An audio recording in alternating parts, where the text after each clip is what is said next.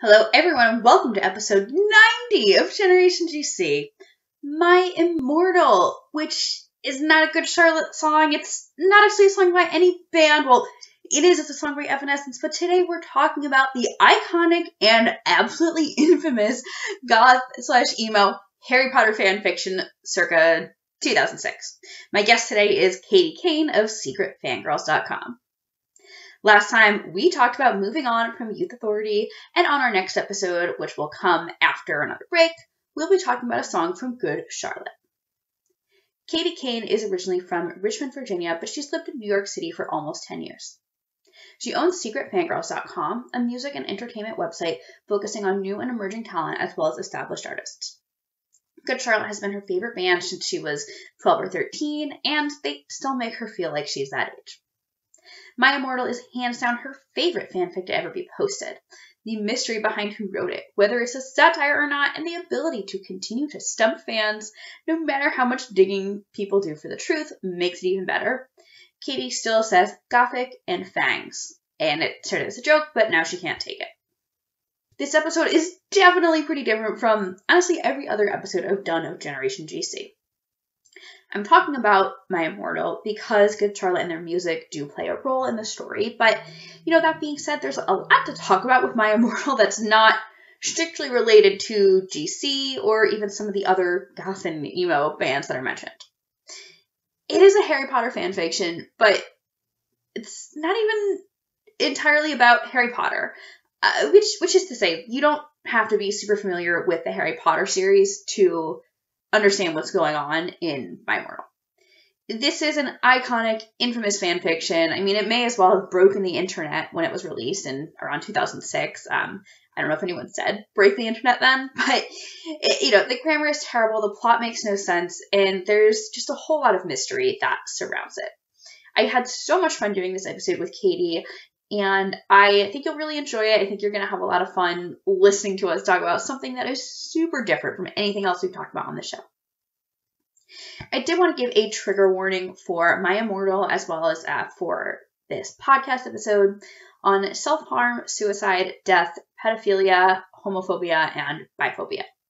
Some of that stuff can honestly be graphic. There's definitely some sex scenes in the story, but personally, I will say with the context of the story itself, I didn't find it upsetting personally, but it is something to keep in mind if any of these topics are upsetting to you. Just be mindful. And, if you need to take a break, that's totally okay. I also wanted to say that I love having guests from all around the world and from all different backgrounds on Generation GC. If English isn't your first language, that's okay. As long as you're comfortable holding a conversation in English, you're good to go. And different backgrounds doesn't just mean location or ethnicity. It means ensuring a very gender and sexuality representation and representing fans of different ages and fans with their own unique life experiences of any sort. So if you're listening to this and you're thinking, wow, I would really love to come on an episode, hit me up, reach out, let's talk. Finally, Generation GC stickers are here. If you do want a sticker, there's two things you can do. Number one, support the show on Anchor. Go to anchor.fm/GenerationGCPod and click support. All that money goes right back into making the show the best that it can be. Making sure I have equipment, making sure I can print and ship these stickers to you. Number two, you can make a charitable donation. Katie has asked you to donate to Half Access at halfaccess.org, which is an organization that aims to make live music accessible to everyone, accessible to people with disabilities, just make sure everyone can go see the bands that they love. Or Diversify the Stage, diversifythestage.org. It's a network of industry professionals and community engagement organizations that are collectively working to build a culture of accountability to establish more inclusive hiring practices in the live music events and touring industries. I think that's great. I think those are both two amazing organizations. So you're either going to support the show on Anchor or make a donation to Half Access or Diversify the Stage. Send me a screenshot of your support or charitable donation, as well as your mailing address, and I will send you stickers. Please make sure to also keep up with Generation GC at Generation GC Pod, POD, on Facebook, Twitter, Instagram, just so you know what's going on and when new episodes are coming out. We're going to now get into episode 90, My Immortal. So, My Immortal is a goth / emo, although probably she being the author of the story, probably mostly prefers goth, Harry Potter fan fiction, and arguably the most infamous Harry Potter fan fiction in existence. And if you talk about fan fiction in general, I guess you could bring up stuff like the After series or 50 Shades of Grey, but in terms of fan fiction that has remained pure fan fiction, I mean, this is in terms of any fan fiction, this is like a pretty big deal. It was uploaded to fanfiction.com.net in 2006 through 2007. The site deleted a ton of stories, including My Immortal, in 2008. And I found, you can find the story kind of copied and pasted on the internet. So Katie and I were rereading it off of myimmortalrehost.webs.com. And they had a bunch of theories as to why the site deleted My Immortal.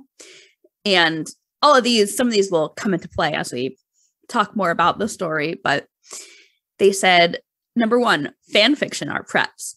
2, fan fiction deleted it due to inappropriate content, such as sex scenes or copyright infringement. Number 3, fan fiction could not bear to look at such awful abuse of the English language anymore. Number 4, fan fiction just wanted to spoil our lulls.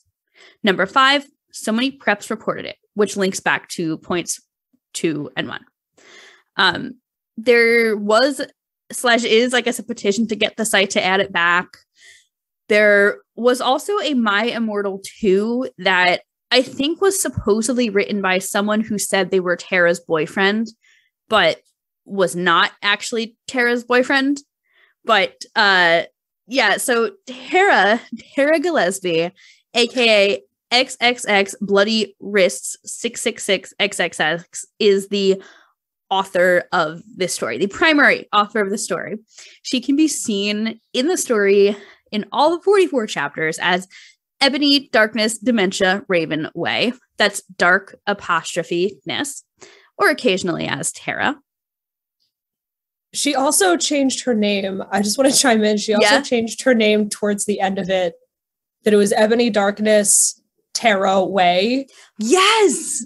And it was just no explanation at all. It just happened. But I don't think she wrote that. I think that came from the person who hacked her.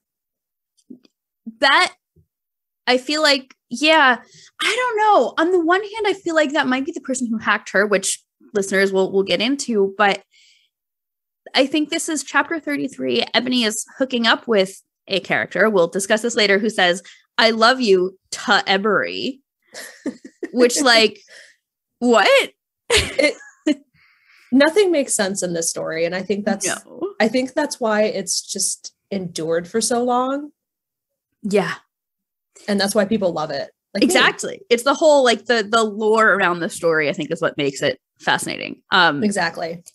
Tara's friend Raven edited the first, 15 chapters. Raven can be seen in the story as Willow. Willow gets expelled in chapter 16. It appears that, Raven and Tara had some kind of falling out. But she does come back. She, gets expelled, and I think she dies, and then she comes back. There is one chapter of the story that was written by someone else, which we'll get into later.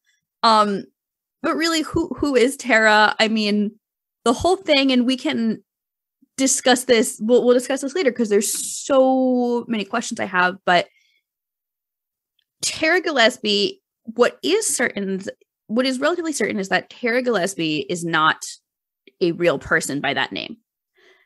It's like a made-up identity. Which in 2006, who didn't have a made-up identity on the internet, especially when you're writing fan fiction? Right, exactly. This girl is, I say girl, and I use the pronoun she because this Tara appears to be a female, persona, but of course I don't want to make assumptions, but I'm just going off the info I have. She is possibly from Dubai, but also this writer says they love Hot Topic, which I don't think exists in Dubai. And she's also fascinated with Satanism, which is not really accepted there. There's this obvious whole question of whether the story is essentially real or fake. And Katie, I want to, at the end of this podcast, I want us to discuss, is this story, two big questions I want us to discuss. Number one, is this story real? Is it serious? Is this, someone who was trying their best to write a story about Harry Potter and goth and music, but their writing skills are just not good? Or is it a parody? And our other question we're going to address at the end is, if it is a parody, what exactly is it parodying? Is it parodying Harry Potter? Is it parodying goth culture? Or is it parodying fan fiction? So keep those in mind. A lot of people have come forward claiming to be Tara. None of them have been proven real. And to add to kind of the mystery, Raven also had her own fan fiction account, and like Raven's stories will kind of intertwine with Tara's, and you could kind of tell when they both had like a falling out. So we don't really know. But as for why we are talking about My Immortal on Generation GC, is that Good Charlotte plays a pretty decent role in this story. Because why not, right? We're also going to see a lot of other goth, emo, and punk artists, such as My Chemical Romance, Linkin Park, and of course, Evanescence. And we're going to go through all these band references, and we'll also talk about connections between Harry Potter fandom and goth emo culture. And there is so much to dive into, listeners. Before we started recording, I was telling Katie I spent probably more time researching this than any other episode. But first, I just want to hear a little bit more about you, Katie. And the first question I like to ask everyone is, when did you first hear Good Charlotte, and what were your first thoughts on them? Oh, yeah. So probably the first time I heard them was on our local top 40 station. I'm originally from Richmond, so I'm not too far away from, Waldorf, where the guys are from. So, we kind of, all the music from, the DC area kind of filtered down and up and vice versa. But our local top 40 station was super diverse, and they played a ton of different stuff. Like it would play, like Mariah Carey, it would play Cisco, it would play, 50 Cent, and then it would play Good Charlotte. So I'm pretty sure that's probably where I heard them first. And then I remember going into a record store probably not long after that and finding the self-titled record and just falling in love with the artwork on the front. Yes. And how it just seemed different to me than everything else I had seen. I was like, this... Was it the version with the photo of the band or just the GC? It was the one with the band. Yes. Yeah, it was that one. So yeah, and of course, I run Secret Fangirls. I'm a fangirl. I'm not going to lie. When I saw that picture, I was like, they're actually pretty cute. And if they sing that song on the radio, then they're really good. And this is good music, and I like this, and I'm in. I'm in, and I've been in ever since. I love that. Well, Katie, I also have to ask, have you ever seen Good Charlotte live? I have several times. I think the first time was like some weird, probably the same radio station did like a party in the like in a parking lot back home. And so my sister and I went and we saw them, and I think that's the first time I saw them, and I was like, oh, this is great. I really like this. And it had been years since I had first found them, so I was a little late to the party seeing them live. Sure. But I did get to see them when they played Webster in 2016, Webster Hall here in New York. Yes. Was that the one that was like the final Webster Hall show, or was that the one that was like, no, that was 2017. The 2016, it was like, they just did like a few shows across the Northeast, right? Yeah, that was their like club tour reunion. Yes. And they brought Water Parks with them. Yes.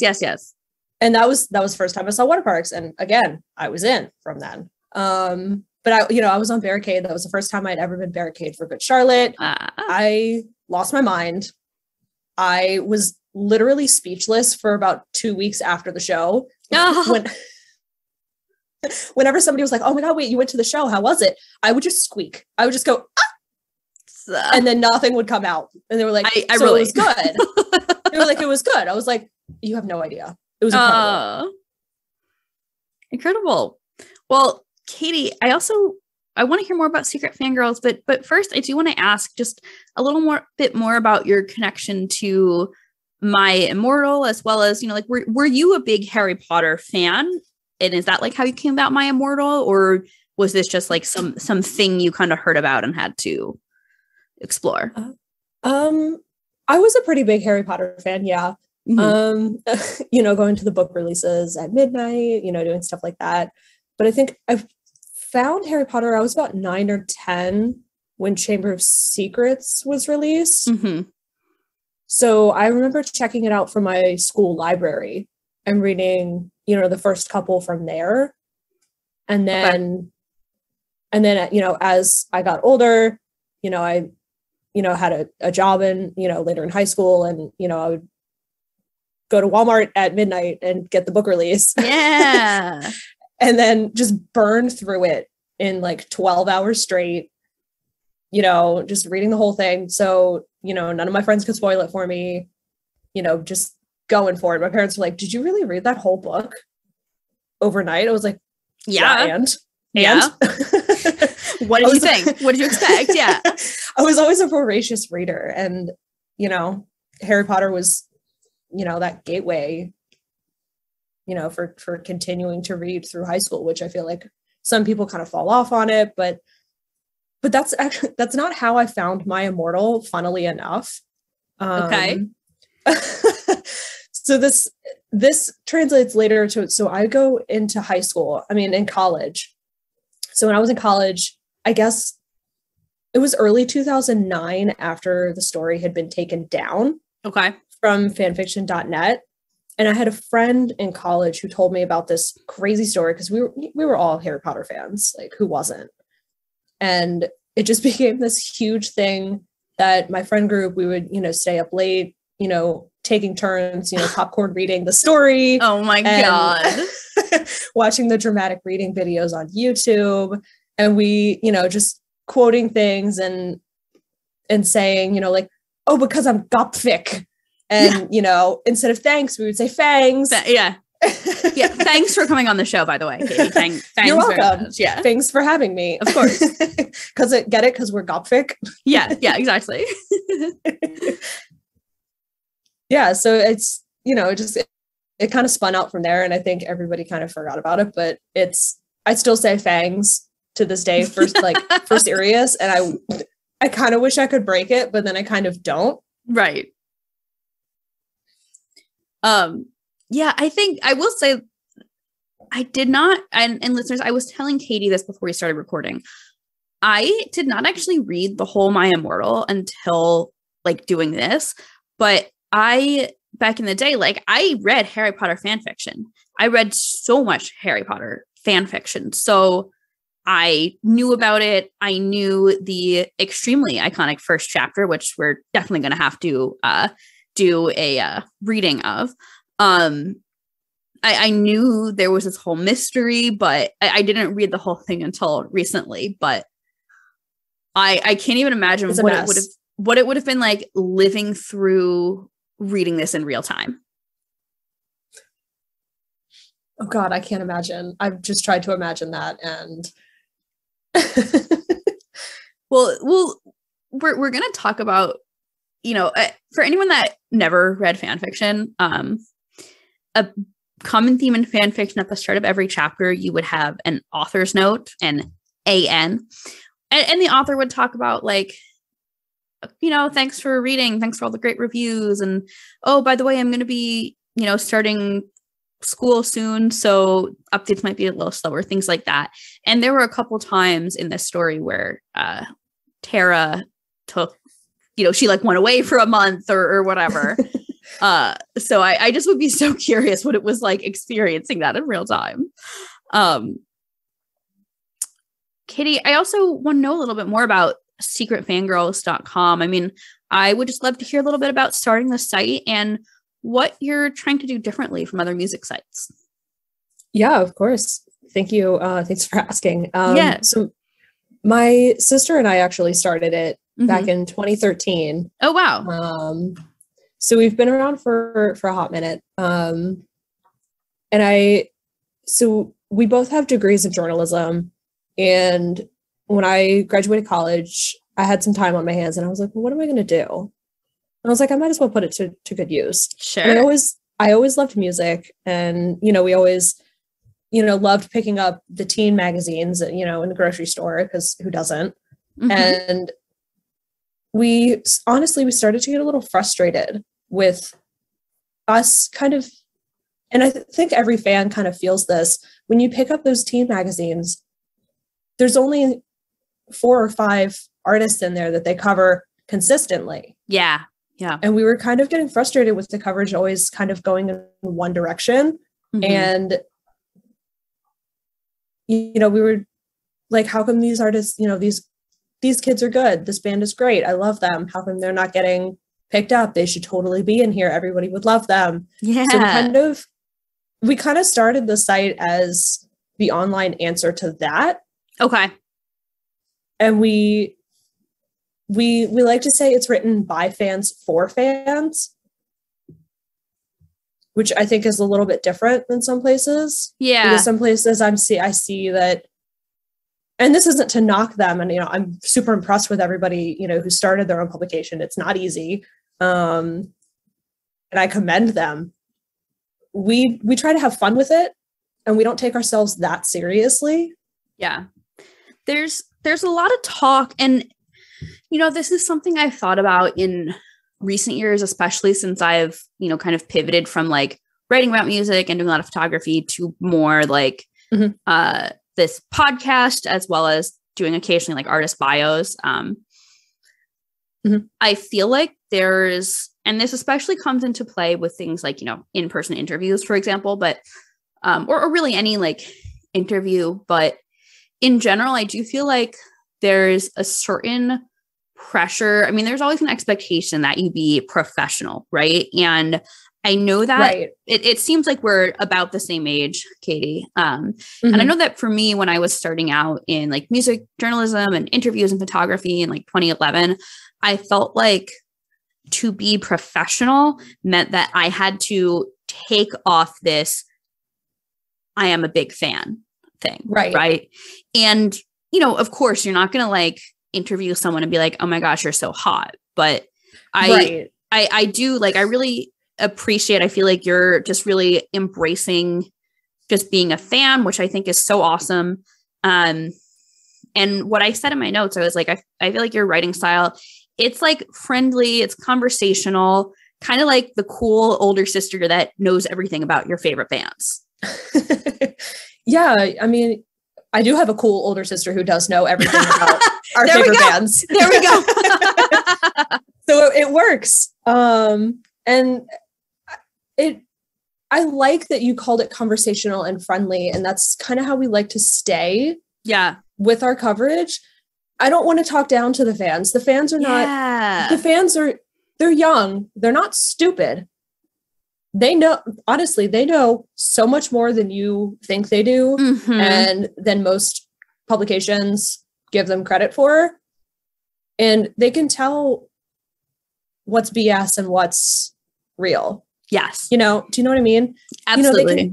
They can tell when the writer and the interviewer is trying to be too cool or take them down a notch, or like I said, like talk down to the fans. You need to talk to the fans. Mm-hmm. Because that's who's going to be reading it. Exactly. So like I said, that's kind of why we are by the fans for the fans. I love that.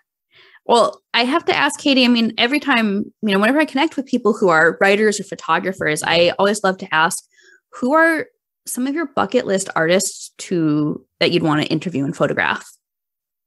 Ooh, that's a good one. Like future bucket list, I would love to work with Jon Bellion. Ooh.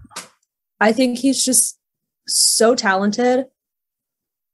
And I love everything he does. Everything he touches is absolutely incredible. That Bieber record, mwah, chef's kiss. It's beautiful. It's incredible. the like most recent one. I think is it called Justice? Yes.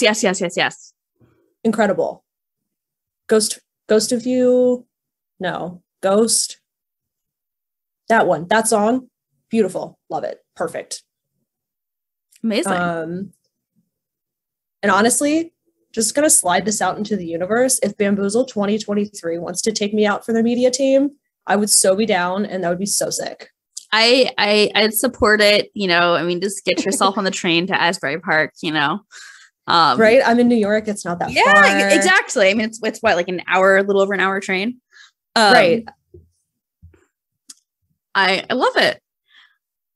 Katie, before we go into My Immortal, I have to ask, I heard about that there was a Benji Madden Halloween costume. So I do want to know, as best as you can remember, what did you wear and how did you do Liberty Spikes? Yeah. So this actually was 2017. So pretty recent. Oh, okay. Pretty recent. Yeah. I'm super pumped about this still to this day. And it's probably one of my favorites. I love Halloween, and I love dressing up, and I love getting to put together a costume that is as authentic to what I'm trying to do as possible. Okay. So I made a maid shirt. Because isn't that what you're supposed to do? Yes. If you can't find the maid shirt, you make it. You make the maid shirt. Yes.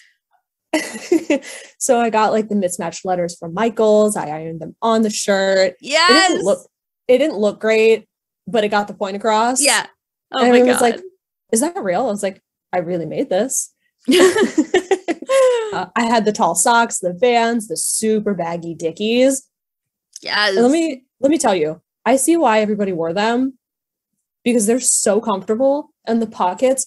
As a woman, having pockets in clothes is the most exciting thing on the planet. Well, and it's like there was that, you know, the baggy like Dickies pants, the pants with the chains that were all baggy. We transitioned from those to, you know, the next like emo thing was skinny jeans. Right. And yeah, okay, my skinny jeans have like a pocket in the front, but that doesn't fit my iPhone. And there's a pocket on the butt, but I don't want to sit on my iPhone. Right. And like when skinny jeans were, you know, coming in, everybody had, you know, a sidekick. My sidekick did not fit in my skinny jean pockets. They would have fit in some baggy Dickie shorts pockets. Yeah. You could fit a Harry Potter book in the Dickie shorts pockets. Man. That's how big the pockets are. But yeah, so like I had, you know, the big shorts. I had a Good Charlotte hoodie that I had an old like VIP lanyard pass from when I met them. So I just put that on. So everybody was like, if you're not sure, it said Good Charlotte VIP on it. So we were like, oh, okay, got it. I did something similar for like an all-time low costume at one point. Right? Like that's just what you do. Yeah. Oh my God. Amazing. Yeah. But no, I went like the whole 9 yards. I had like the teardrop eyeliner. Yes. The wig. Okay. So the hair, the Liberty Spikes was a wig. Oh, okay. Everybody's like, was that your real hair? I was like, no, I don't have the patience to do my real hair. But being able to do the wig was great because, you know, I could take it off and I can keep it. I actually had to make two because I lost the first one. Oh no. But making the second one was so much easier because I already knew what to do. But yeah, I've worn that costume several times. The first time I think I went to TRL. I'll send you the pictures. Please. I went to TRL on Halloween, and then I think the next year, my sister and I went to Long Island to see Simple Plan on Halloween. Incredible. As the costume, and some people were looking at me like, some people were like, oh, that's a costume, I love it. And then other people were just kind of looking at me like, that's just you're just here for the show. Yeah. That's just how she is. And I was like, I'll take it. Yeah. I love it. Well, Katie, I want to get into My Immortal. And I was looking at our messages. It was like almost a year ago. It was like last April that we started talking about this. It started with a tweet where like sort of serious, sort of as a joke. I said that I would do a bonus episode where I'd read My Immortal for the Good Charlotte references. And you were pretty much just like, hi. Like, um, so I'm so glad I replied to that. yes, me too. Why was that something that caught your eye? I feel like people don't talk about My Immortal enough publicly. People, if you know about it, you know about it.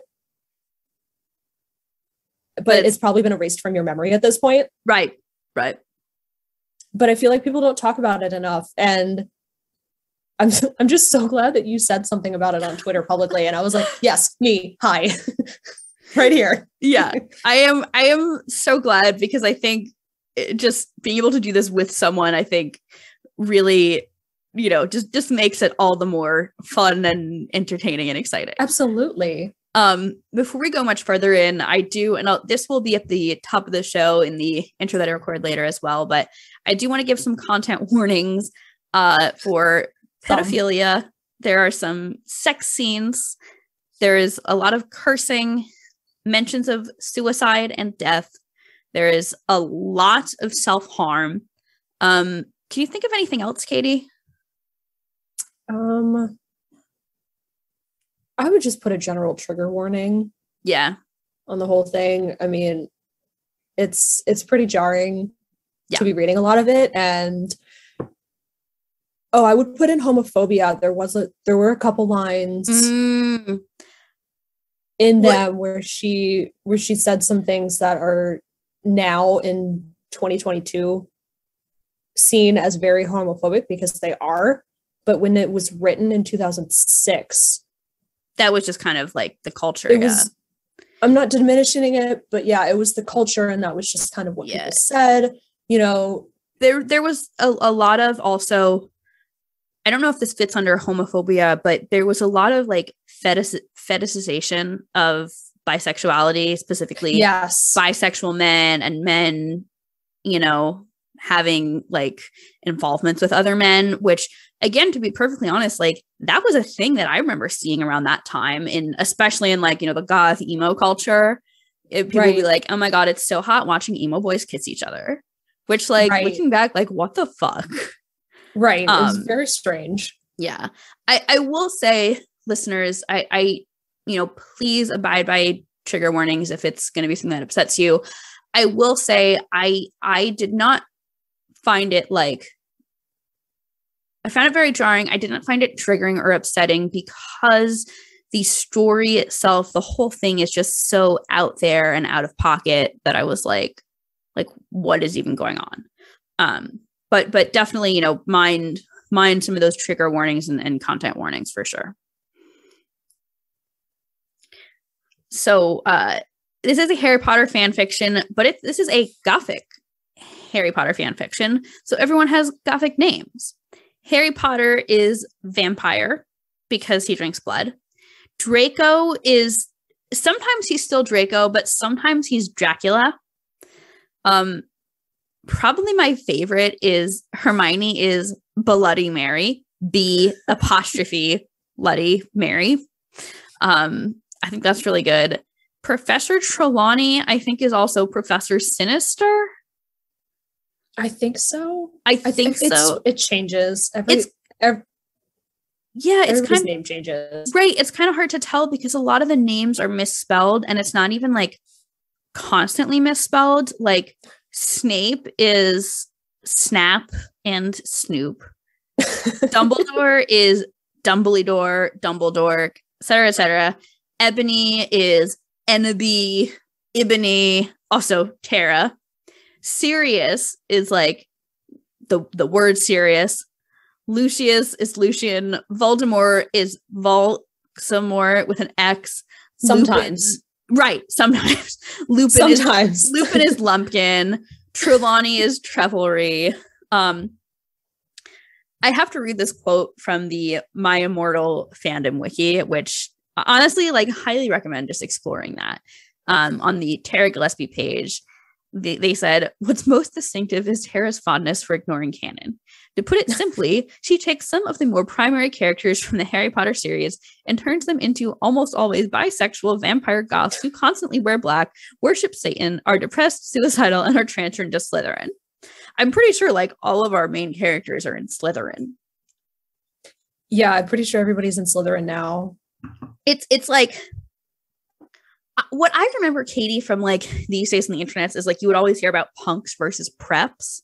Mm-hmm. Although in this story, it's more like goths versus preps, and anyone in Gryffindor in this story is a prep. Anyone who's not in Slytherin is a prep. Yeah, exactly. I want to go through some of the plot, but like I will say, and I think you can agree, Katie, that like the plot is kind of besides the point. It doesn't really make sense. This thing is full of plot holes. I mean, essentially, like the story centers around Ebony, who is, I think she's like a 7th year at Hogwarts. It's primarily around She's 17.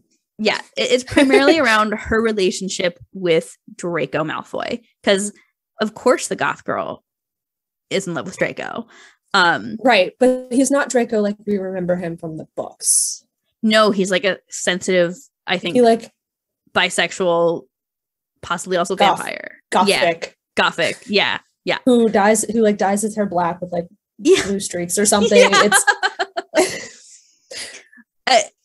It's when you write yourself into fan fiction, you can make yourself look however you like. Exactly. And I feel like that's the beauty of why she wrote this. Exactly.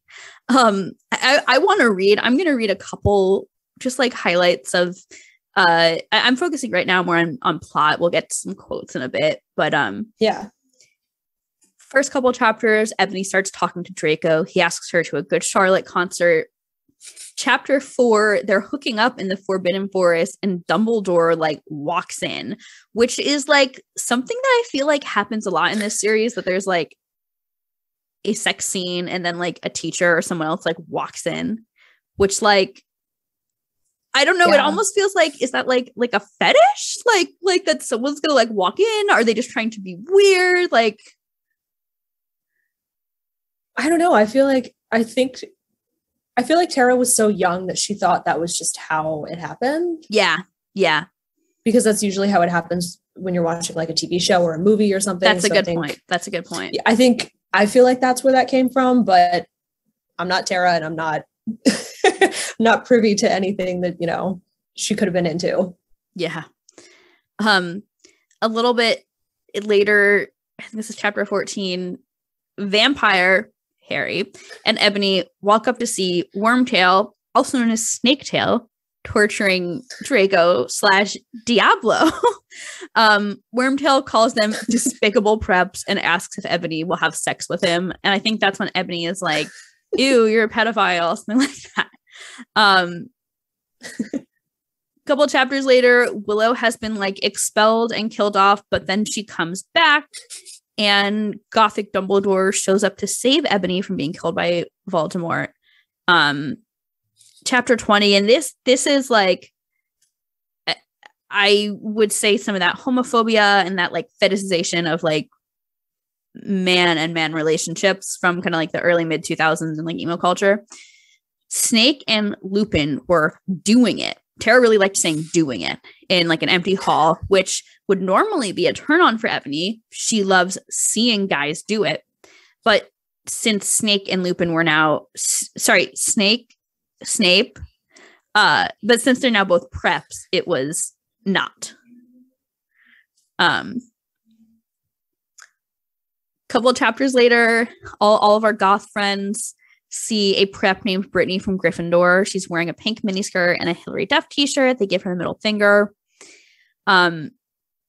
Professor Sinister, who I believe is Professor Trelawney, calls Ebony Tara, tells her she has to go back in time to seduce Voldemort, so he falls in love with her.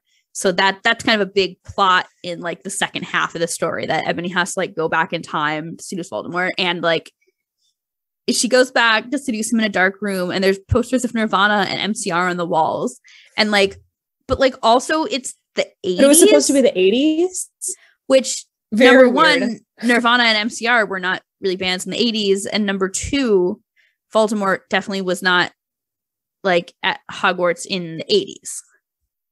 Right. So I think, correct me if I'm wrong, Katie, but I remember reading somewhere that like Tara said she had not even read all of the Harry Potter books. And I think this was written between books 6 and 7. But yeah. Yeah. Yeah. She said she saw the movies. Okay. She did that was an AN. That was an author's note. Gotcha. Okay. Chapter 37 comes to us from Darko's point of view. I believe Darko is Draco. And I just remember, I don't know how much fan fiction you read besides this, Katie, but like that would be a thing in fan fiction, that random chapters would come up in a different point of view. And like, you know, it was one thing to like kind of alternate between 2 points of view, like from your 2 love interests, but that would be a thing in fanfic, that sometimes you would just get a chapter from another character's point of view. Right. And it still happens, I think, which is completely fine. It's a normal thing when you're writing. It's a great tool to use. But I feel like Tara used it in such a jarring way that you never understood what was supposed to be Ebony's point of view and if it was someone else's point of view. Right. And I feel like there's times where it sort of is in third person a little bit, and it's like a little confusing. Chapter 39 is a very iconic chapter. It is titled, I Am a Trolling Genius, lols. This is the only chapter that was possibly not written by Tara, possibly written by an anonymous troll. And I'm going to read this author's note, talk about the chapter, and then we can discuss whether this, you know, who this might have been written by. Disclaimer, I do not own the HP series, and I am not the real XXX Bloody Wrists 666 XXX. AN, I am an extremely immature, pathetic idiot girl, I know. Out of boredom, I cracked this girl's passy for fun, and it took less than 8 minutes to do it too, and will probably get in a shitload of trouble, which I probably deserve because I'm being a troll right now. Meh. And I present to you my crappy part in this story. And take note, I hadn't even finished reading the spic yet, but instead skipped over to skim chapter 38. Flame, laugh, do whatever you want. Preps. The grammar and the spelling were much better in this chapter. It was like readable. I mean, this story, it's like so painful to read, like just with the misspellings. Like it's like to the point where I'm like, this is almost beyond someone who doesn't know proper grammar, right? Like it feels like a stylistic choice. Right. But chapter 39, the plot was still, it was very like confusing and bizarre, but the grammar read much better. Yeah. It was, like you said, it was a little more readable. Yeah. Than the chapters before. Yeah. But I do wonder, like, you know, especially as we talk about, okay, was this whole thing like a serious or like a parody? You know, is it possible that this chapter was just written by Tara and this was just like part of the whole like character thing of it all? I don't know. That's a great question. And I kind of don't want the answer to it. Yeah. I feel like that would almost kind of ruin the mystery and the excitement. Exactly. Ebony has a band. She goes when Ebony goes back in time, she creates a band she joins the band X Black X Tier X. We'll talk a little bit more about them later, but she wakes up in the nurse's office and Satan, which I think is Voldemort, reassures her that she's a vampire, so she can't die from a bullet. But she thinks maybe the reason she can't die from the bullet is because she's from the future. The story ends with chapter 44. Snape flies in Drago's car, and eventually Ebony shouts abracadabra. And I do kind of wonder, like, that felt so abrupt that I'm like, I don't know, like, was that on purpose? Or did she like mean to do more and then she forgot? Like, I don't know. But it's an interesting thing. Yeah. To end with abracadabra. Exactly. I mean, clearly that's like Avada Kedavra, but right. Which Avada Kedavra was clearly, you know, lifted abracadabra, right? Right. I want to read another quote from the My Immortal fandom wiki about Tara's writing style. Tara Gillespie possesses a very distinct writing style, much of which probably reflects her personality. For instance, she has a habit of writing as if she were sending text messages. It gets so bad that it gets increasingly harder for the reader to decipher her words as the story continues. I found that to be totally true, especially like once Raven, dropped off editing. Proofing. Yeah. Right. Something I also considered as I read this was like, and I wonder if you have any thoughts on it, Katie, but like, was this story written all at once and then posted one chapter at a time?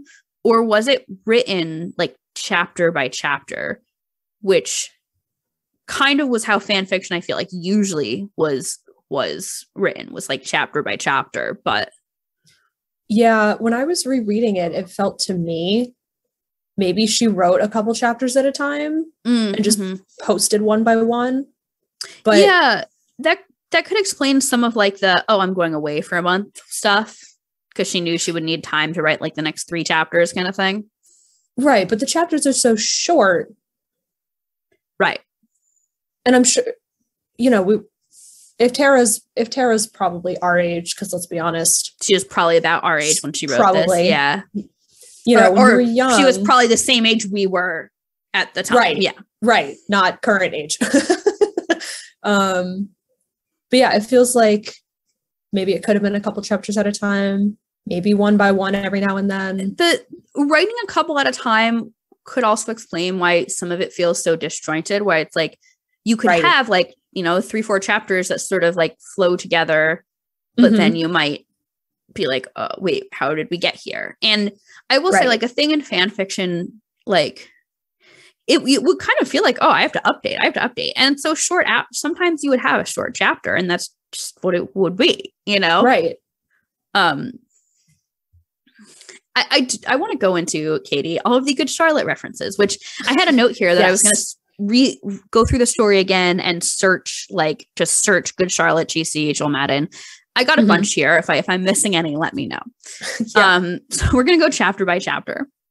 Chapter 2, Draco asks Ebony out to a GC concert in Hogsmeade. Chapter 3, Ebony is depressed, so she slits one of her wrists. She reads a depressing book and listens to GC while she waits for the bleeding to stop. At the GC concert, the band plays Chronicles, and she and Draco buy GC shirts, and there's some anti-Hilary Duff sentiment. A lot of anti-Hilary Duff sentiment. Yes, yeah. She really hated her. Yeah. Chapter 5, Draco tries to make it up to Ebony by singing I Just Want to Live. Chapter 6. So I'm going to give it a little background, and then Katie, would you do me the honor of reading this passage here? Oh my God, absolutely. Okay, so Ebony is eating Count Chocula with blood instead of milk, and a guy bumps into her and the blood spills all over her top. This guy is Harry Potter, aka Vampire. Bastard! I shouted angrily. I regretted saying it when I looked up because I was looking into the pale white face of a gothic boy with spiky black hair with red streaks in it. He was wearing so much eyeliner that it was going down his face, and he was wearing black lipstick. He didn't have glasses anymore. And now he was wearing red contact lenses, just like Draco's, and there was no scar on his forehead anymore. He had a manly stubble on his chin. He had a sexy English accent. He looked exactly like Joel Madden. He was so sexy that my body went all hot, and I saw him kind of like an erection, only I'm a girl, so I didn't get one, you sicko. Thank you, Katie, for that beautiful reading. There's a common theme in this is like, oh, you sicko. Like she'll like tease something very like obviously sexual, and she'll be like, ew, you guys are, then she'll have in parentheses, don't be a perv, Not like that. Yeah, not like that, you sicko. Yeah, exactly. Very weird. Very strange. Yeah. Chapter 9, Voldemort commands Ebony to kill Vampire Potter, who she realizes looks just like Joel Madden. Draco comes up with eyeliner that looks like a pentagram between Joel Madden and Gerard Way. And that confused me for a while, like why she would say pentagram. But I'm now realizing that she uses pentagram where you would normally say like a cross, like it's a cross between these two things. But it wasn't consistent. No, it was not consistent. But I think, like a cross is like Christian, but pentagram is like more satanic. Right. So, Chapter 10, Ebony goes to rehearse with her band Bloody Gothic Rose 666. People say that we sound like a cross between GC, Slipknot, and MCR. Chapter 15, we find out Ebony wears a GC watch. Her room key, which I don't know if they have those at Hogwarts, but I guess they do in this story. Yeah. Has a picture of Marilyn Manson on it. She wears boots that say Joel. Her guitar turns to Draco, who then sings Chronicles. And she says, his singing voice was so amazing and gothic and sexy. Like a cross. See, she uses cross now. Like right? A cross between Gerard, Joel, Chester, Pierre, and Marilyn Manson. Parentheses, AN. Don't you think those guys are so hot? If you don't know who they are, get the fuck out of here. Chapter 16, Ebony and Draco. I think this is Ebony and Draco. We are taken back to Hogsmeade. MCR is playing. Except it's not actually MCR. It's Voldemort and the death dealers. And Ebony shouts at Draco, "Are you becoming a prep or what?" And then Draco sings "The World is Black." Chapter 19, Draco says no one understands him. Ebony gets mad and runs off. Her eyeliner runs, streamed down my cheeks and made cool tears down my faces, like Benji in the video for Girls and Boys. Parentheses, Raven, that is so our video. Chapter 22, Vampire was wearing a baggy Simple Plan t-shirt and baggy black pants and Vans, which makes him look like Joel Madden. Chapter 26, Vampire wears a Good Charlotte t-shirt, CHRALOTTE. I think that was genuinely a misspelling. I think but so too. It just fits so well with the rest of the story. Exactly. Chapter 28, they go to a black room that is covered with portraits of gothic bands like MCR, GC, and Marilyn Manson all over them. A big black coffin was in the middle. Red velvet lined the black box. There were 3 chairs made of bones with real skulls in them. Chapter 32, Ebony sees Tom Bombadil, which I later found out that's like a reference or a riff off a character from Lord of the Rings. With the middle name who Tom, but I think this is supposed to be Tom Riddle, with the middle name Satan, and flirts by asking if he likes Green Day, and Satan responds, "Actually, I like GC a lot too." And in parentheses, get it? Because GC did that song "I Just Want to Live" that sounded really 80s. I'm not even going to get into that, but okay. Yeah, that's besides the point. I'll let it go. Yeah. I'll let it go. Chapter 33, Draco wears a big black GC shirt as PJs, and that is so sexy with 2 X's. Chapter 35 is titled Ghost of You, which could be a GC song, but that's also an MCR song. And we know that Tara also loves MCR. This is like back in time in the common room, and Sirius, Vampiro's dad, and Snap are all wearing black eyeliner and black GC shirts. And the last GC reference that I have is chapter 42. Dumbledore is listening to Avril Lavigne and NSYNC on his iPod. Ebony calls him a poser. James shouts, "I bet you've never heard of GC." And also the iPod is a time machine. And also in this chapter, Vampire looks more like Joel Madden than ever. Am I missing any GC references that you can think of, Katie? I think you hit all of them. Okay. I think you hit all of them. There was that one where I think it was chapter 16 where he sings "The World is Black." One of my favorite lines comes from that.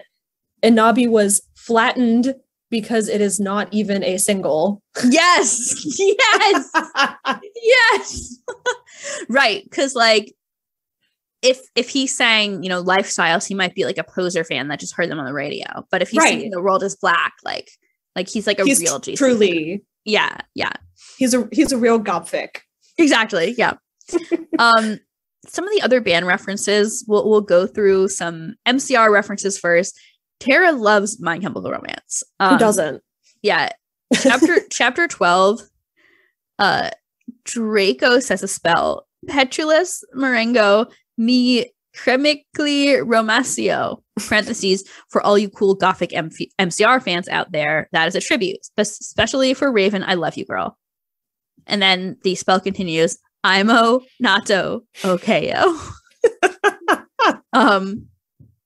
Chapter 20, Ebony and Vampire take Vampire's flying car, which is a gift from Sirius Black, BLAK, which has license plates MCR 666 and Ennaby to the MCR concert. Chapter 25, Draco and Ebony do it to MCR. Chapter 27 is called Vampires Will Never Hurt You. Chapter 34, Sorius, which I think is Sirius, calls Ebony to Professor Sinister's office.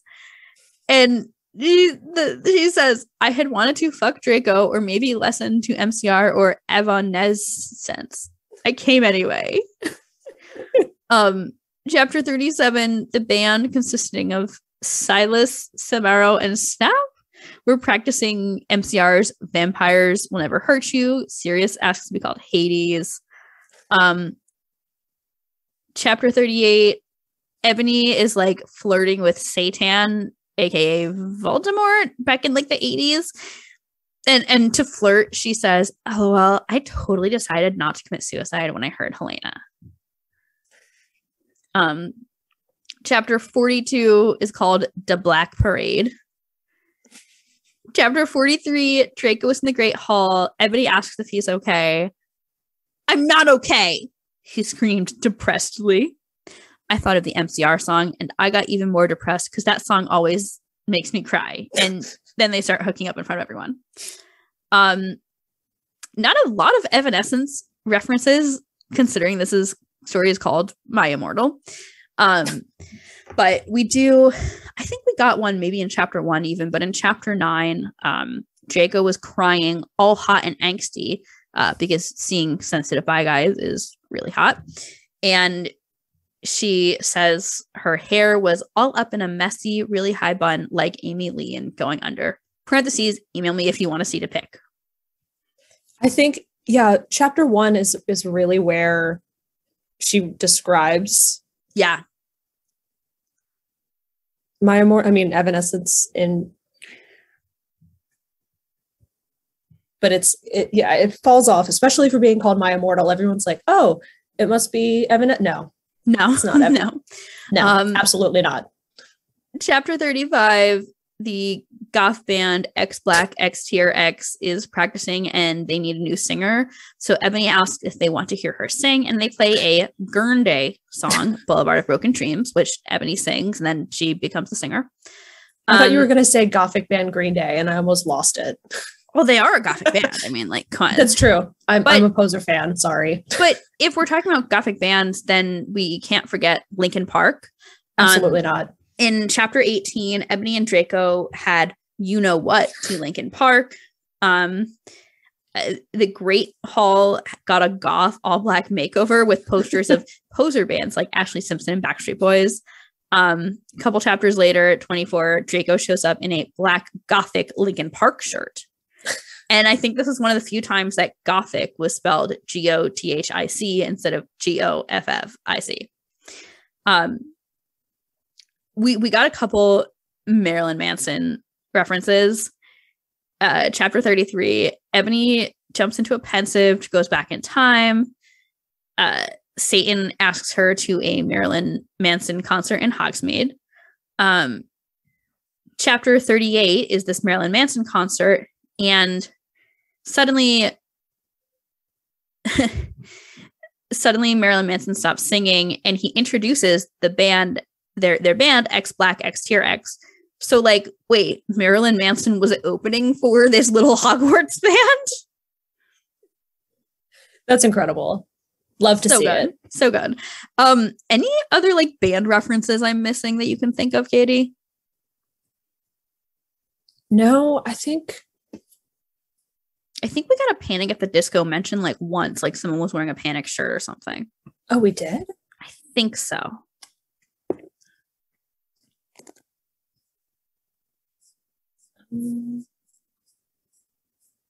No, I don't have that one. Oh, okay. All right. I just, I just searched the wiki and I didn't see anything. But I feel like there was. Yeah. Maybe she spelled it wrong. She probably spelled it wrong. I want to talk about just some highlights of the story overall. This story really is gothic AF. We get a lot of, people saying things in an emo voice or shouting something depressedly. A lot of people cry tears of blood. Lots of rooms are all black or they're decorated in a gothic way. And then, of course, Ebony sleeps in a coffin. Yeah, so does... Yeah, she had all of her friends sleep in coffins. With hot pink velvet inside. Yes.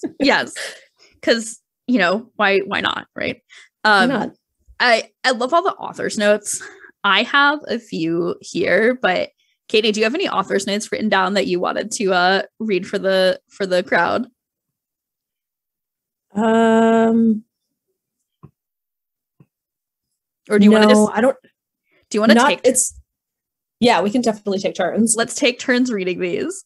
Wait. Can I read the intro? Yes. Do you want me to start with the intro? Wait, the chapter 1? Wasn't there an author's note in chapter 1? No, that was chapter 3. Chapter 3. Also, yeah, why don't you read that? Go ahead. Can I start that one? Oh, yeah. AN, stop flamming the story preps, okay? Otherwise, thanks to the gothic people for the good reviews. Thanks again, Raven. Oh, yeah, BTW, I don't own this or the lyrics for good Charlotte. Yeah, we got a lot of stop flaming preps. I still say that. And I wish I could stop, but it's too good. Yeah. That's a great, shutting down the haters, right? Absolutely. Chapter 4. I said stop flaming, okay? Ebony's name is Ennaby, not Mary Sue, okay? Draco is so in love with her that he is acting different. They knew each other before, okay? Katie, do you think Ebony's a Mary Sue? Yes. I mean, it's like it's like a self-insert, but yeah, I have a feeling this is not how Tara looked. I have a feeling this is how Tara wished she could look in dress, because that's often how the Mary Sue thing worked. Right. And this is one of my favorite quotes. And I wish people talked about this one more too. Yeah. From chapter 14, when she's wishing Satan had made her less beautiful. Yeah. I mean, look, why couldn't Satan have made me less beautiful? Why does everybody want to sleep with me? Yeah. But I don't think that's wrong to self-insert and no. If you're going to work out some insecurities or have some escapism through your writing, I think that's honestly a pretty healthy coping mechanism. Absolutely. And I'm not mad at her for it. Yeah. Our chapter 20 author's note, Tara says she is about to go on vacation to Transylvania. So she won't update. Would you like to read the chapter 23 author's note, Katie, please? Yes, I would love to. Yeah. Author's note. I think that's supposed to be shut. Dot the fuck up, bitches. You are just jealous because I got one. Is it 10,000? 10,000. Wow, good for her. 10,000 reviews. Thanks to Raven for the help in telling me about the books. Oh, books. I was the books, girl. I think it's girl, you rock. Girl, you rock. Let's go shopping together. By the way, I just had an email. Tough to read. I just had an email pop up on my computer screen that was a Hot Topic sale alert. So what just beautifully perfect timing. Let's go shopping together, girl. Yeah, let's go to Hot Topic, Katie. Absolutely. Full disclosure, I do still shop at Hot Topic. I've bought stuff there in the past few years. I mean, yeah. At my big age, I have some favorite pieces that you do have to dig through Hot Topic. I will admit, you do have to dig. A lot of it's fallen off, but when you find those good pieces, they're good pieces. Oh yeah. Let's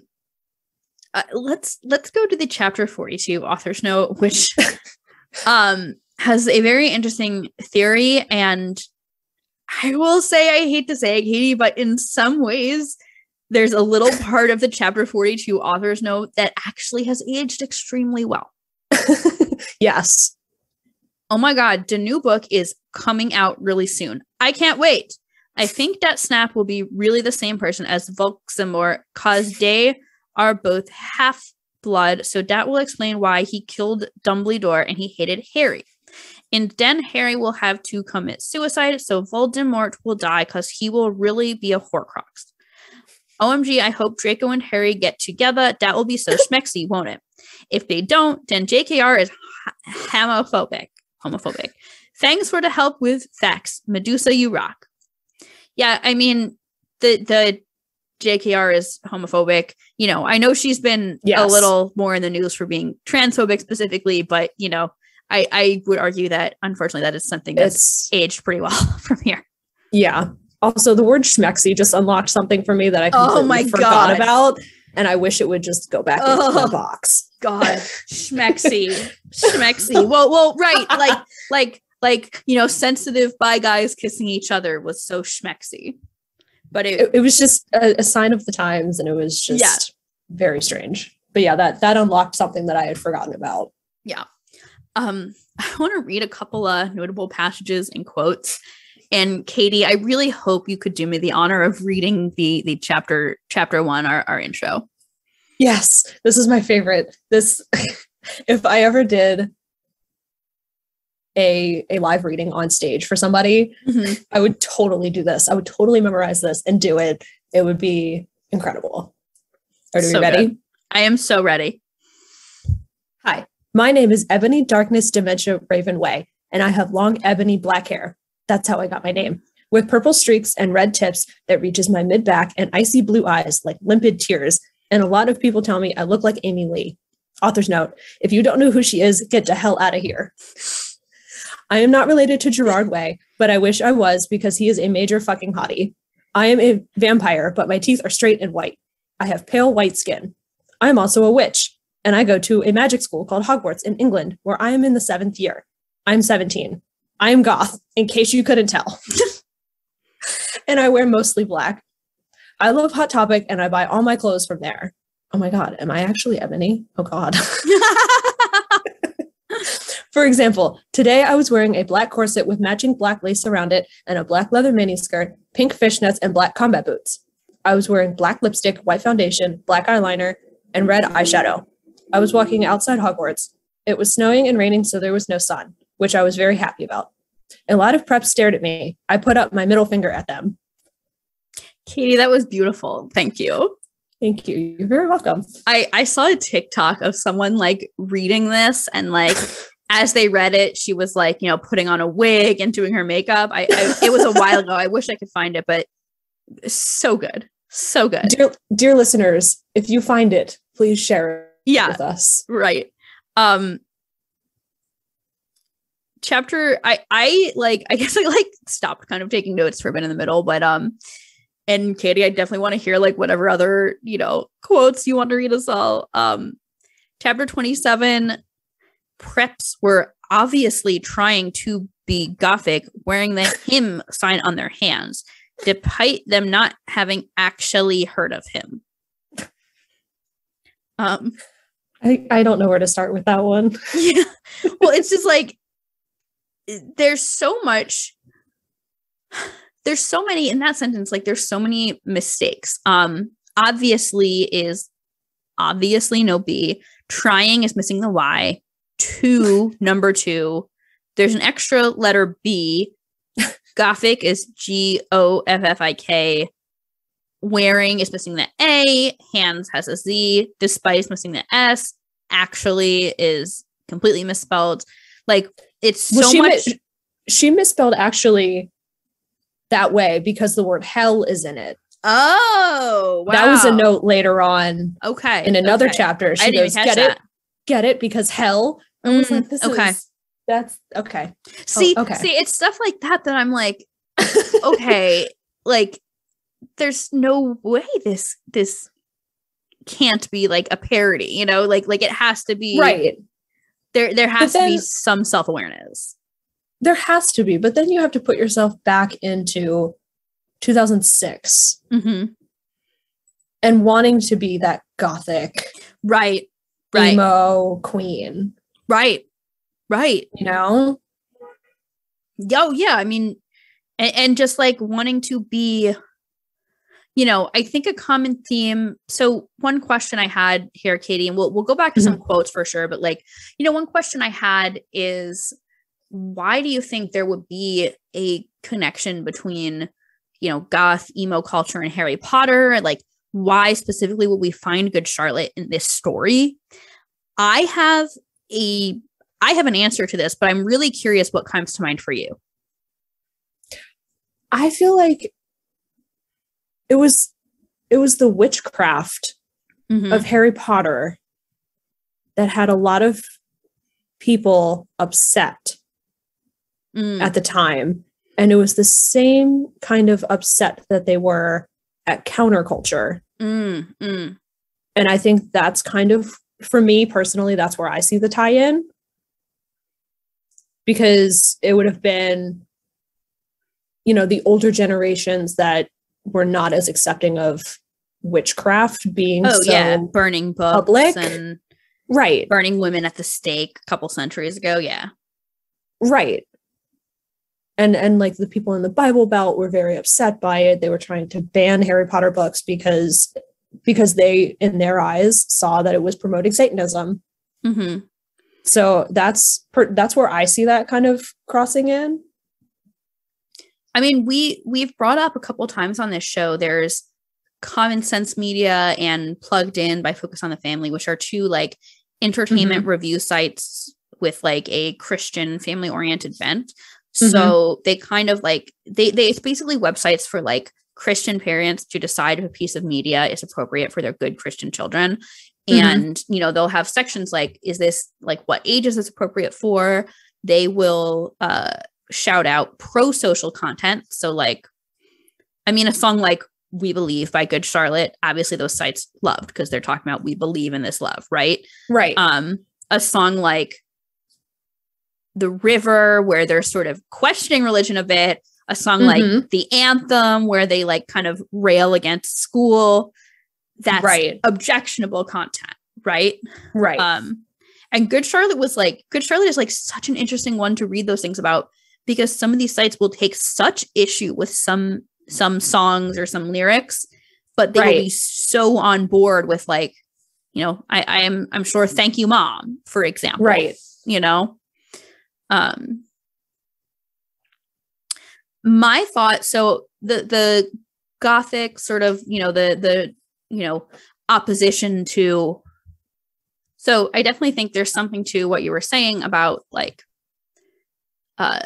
just, you know, this sort of societal opposition and the book burning of, you know, Harry Potter, the fear of anything to do with witchcraft, right?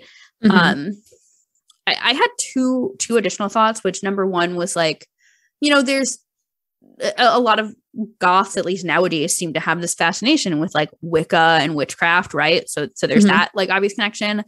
And the other one I thought of was just this feeling of being an outsider. I think a lot of people that felt like outsiders were drawn to Harry Potter because Harry Potter was an outsider, and then he goes to Hogwarts and like he finds friends like for kind of the first time ever. Right. And a lot of these bands, especially Good Charlotte, I mean, that's huge. Lots of people that listen to these bands that we both love identify as feeling like outsiders. Right. I mean, so, it made them feel seen. Yeah. And there's also, I mean, of course we have to acknowledge that the time, right? I mean, Harry Potter books and movies were coming out in like kind of the height of Good Charlotte and Good Charlotte's career, My Chem and everything. So that of course has to be acknowledged. They're just two huge pieces of media popular with some of the same age groups. Right. And both were getting trashed on, like you said, by the media. Right. Both were constantly had really passionate fans that often found each other, but both also got kind of trashed on by the media. I want to go back to some quotes. Chapter 32, Satan takes Ebony to a Green Day concert in Hogsmeade, which is what they called Hogsmeade in the 80s.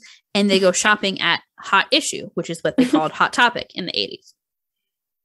Suddenly, Dumbledore flew in on his broomstick and started shredding at us angrily. No talking in the halls.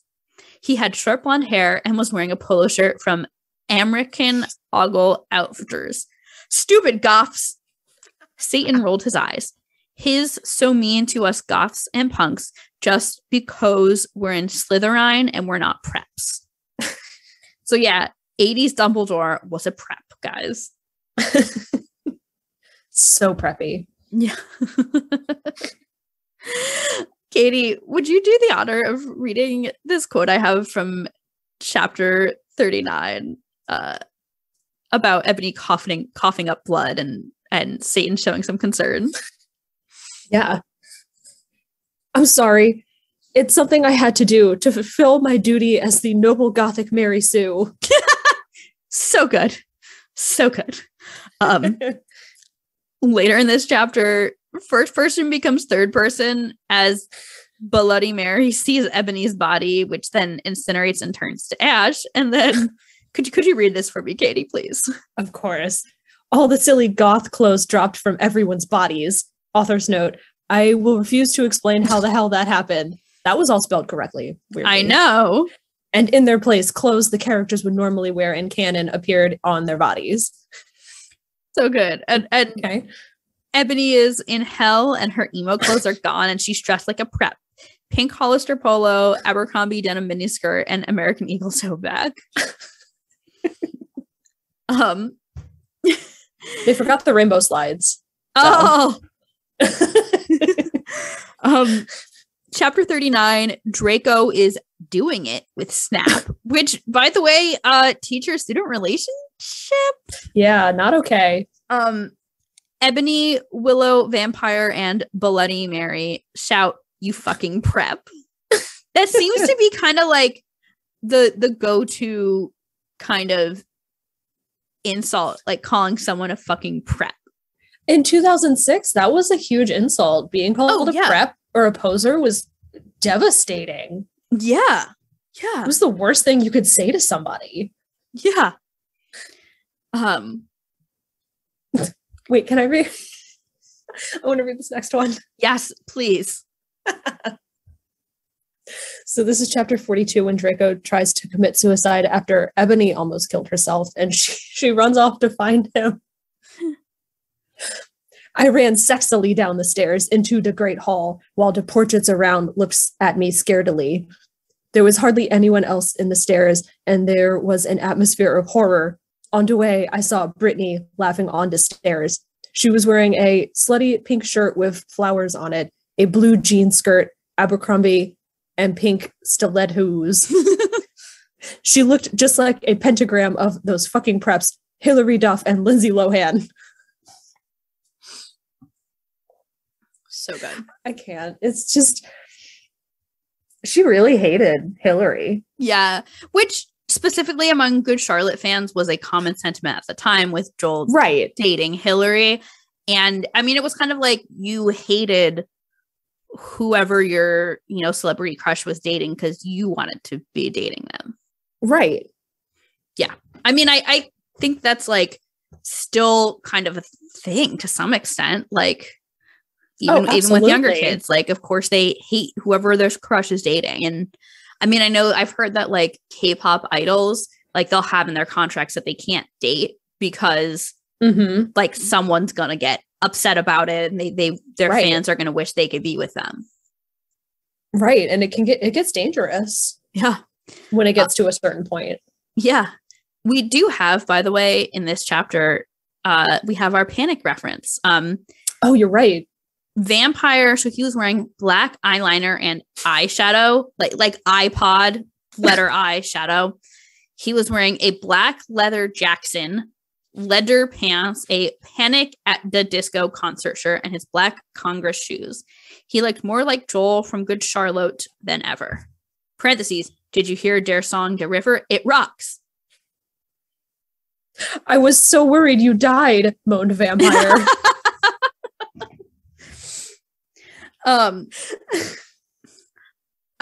I had a note here of like best outfit descriptions. I honestly didn't even like take note of any, but that is a big theme through this story, is like these insanely detailed outfit descriptions. And it would be stuff like a corset, like a black corset with, you know, red lace, the color of blood, and a black leather skirt and red fishnets, the color of blood, and like very, very over the top.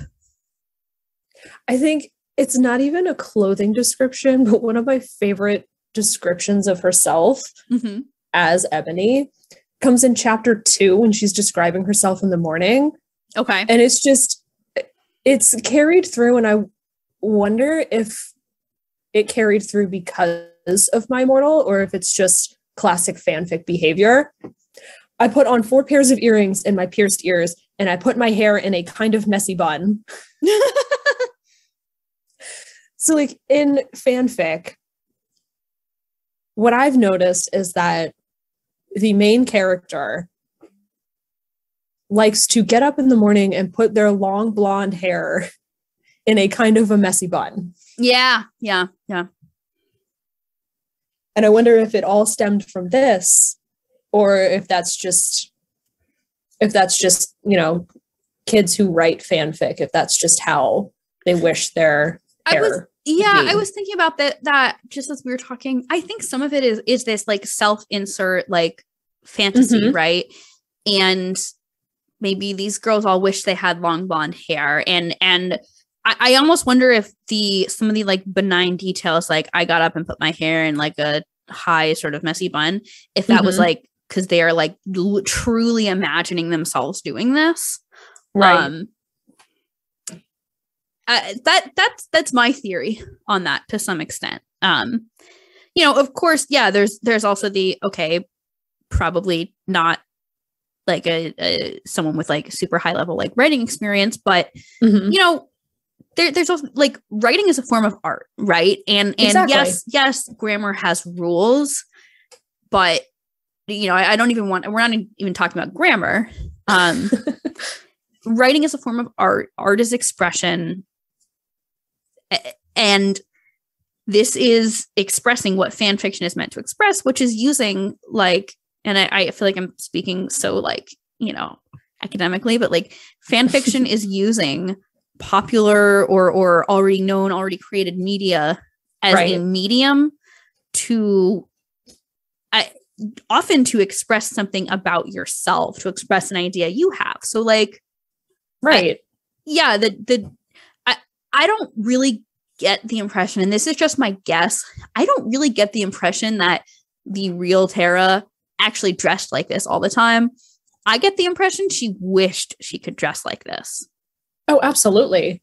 And again, you know, putting myself back into her position in 2006, we all wish we could have dressed like that. We all wish we could have bought, you know, those tulle corset skirts from Hot Topic. Yeah. You know, we all wish and been able to wear them. We all wish we could dye our hair and wear, you know, the makeup. And I remember being in 6th grade and my friends and I going, okay, guys, we're going to go punk next week. So like everyone get to school 10 minutes early and meet in the bathroom so we can do our eyeliner together. Right. So I don't know, Katie, do you have any memories or stories that you want to share about My Immortal?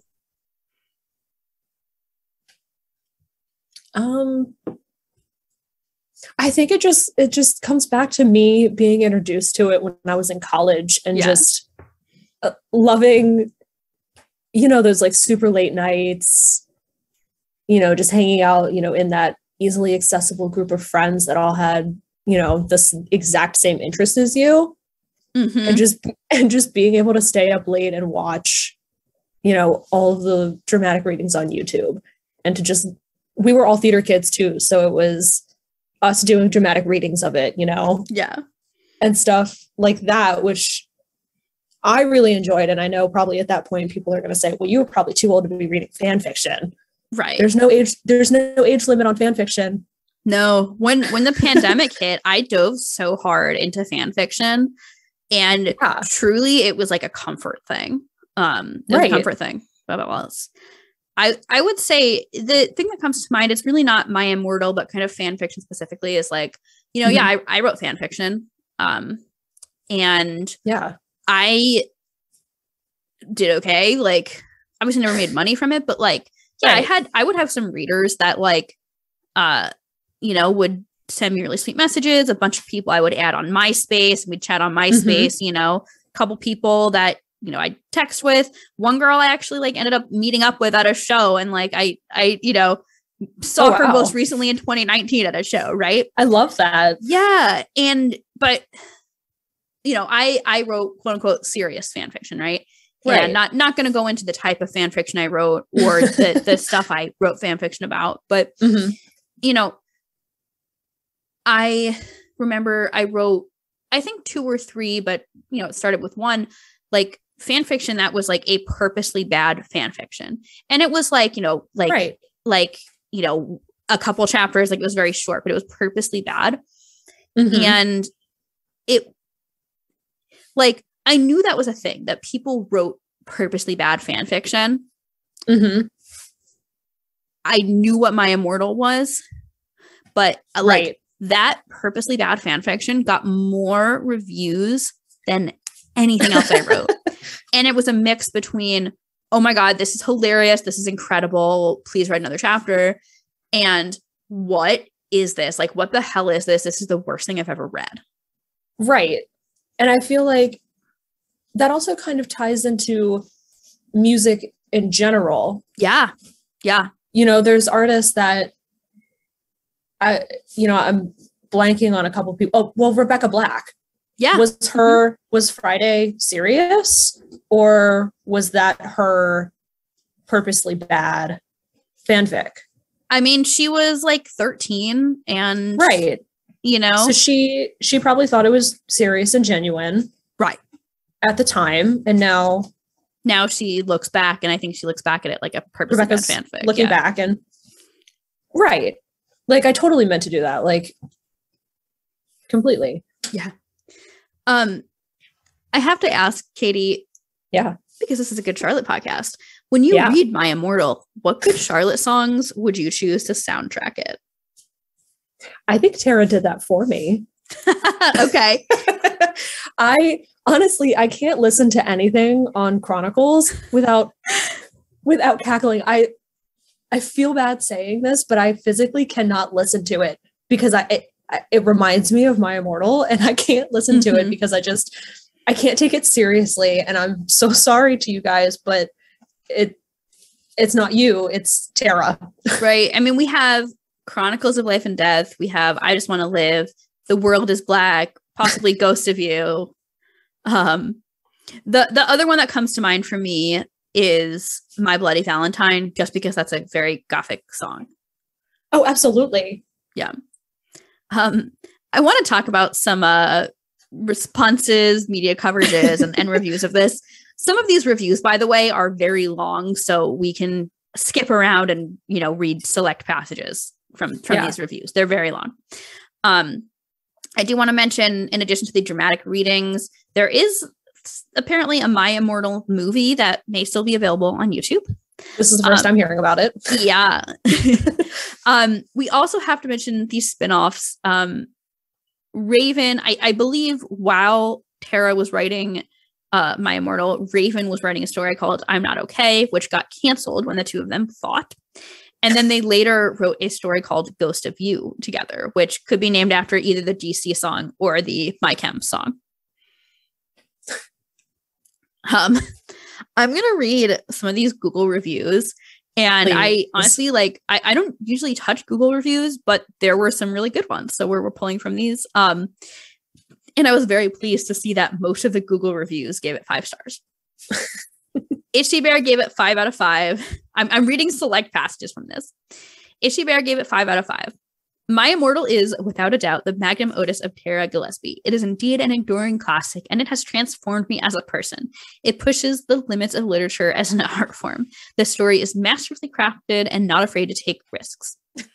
She is not afraid to handle sensitive and complex topics and deals with themes of depression, drug use, self-harm, trauma, and suicide in ways I never thought possible. The pop culture references, such as the call-outs to many 2000s era emo, rock bands, and Hot Topic, never feel out of place or forced. The author takes already existing characters and expands upon them, giving them fresh new backgrounds and motivations. But the best part by far is the protagonist. Ebony herself is an intense character, having many, many flaws and difficulties she must overcome. But in spite of this, she is still very likable, down-to-earth, and relatable. Whether you are a casual reader, more hardcore in the media you consume, or just a regular human being with a decent sense of taste in literature, everyone and anyone can appreciate the beauty of My Immortal. I agree. Thank you, Ishi Bear. Yeah. Carter Heitkamp also gave it a 5 out of 5 and said, if there had ever been a question to the ultimate fate of postmodernism, which is to say, what does it mean to mean nothing, then My Immortal may just be the echoing answer that every nihilist has been looking for. Operating on its own merits, a referential level, and a metatextual degree that can lead the reader down a multimedia research quest that quickly outpaces the source material in terms of both complexity and sheer material, My Immortal approaches what is very easily the 21st century to Kant's work regarding the aforementioned meta-narrative in terms of postmodernist nihilist literary thought. My Immortal leaves the audience wondering a single surface question. Was this satire? Please Help Izzy also gave it 5 out of 5, said, this book has changed my life in ways I will never be able to thank its author for. The nuanced phrases that Tara Gillespie utilizes really make this story truly beautiful and unique. A smash hit for sure. Anya also gave it 5 out of 5, said, I wept when I read the beautifully woven story and gazed in awe at the lovingly crafted sentences, each one light and full of heart and raw emotion. I'm currently in despair as I know my own work shall never measure up to the grandeur of this literary masterpiece. Katie, would you do me the honor of reading Jordan Adams' 1 out of 5 review, please? Yes. This book is just, how can words even describe it? Beautifully written, no generic tropes at all. The misspelled words just give us so much insight into the character, and no plot holes. This will be the first story the aliens see, and it is so amazing. It will make them, all caps, turn around and go back to their planet. Seriously, I cannot gush even about this book. My eyes are scarred. Incredible. Thank you, Katie. Maximus N0155 gave it a 1 out of 5 and said, if you read past chapter 14, you'll either start to unironically enjoy it or look for the quickest and most effective way of ending your own life.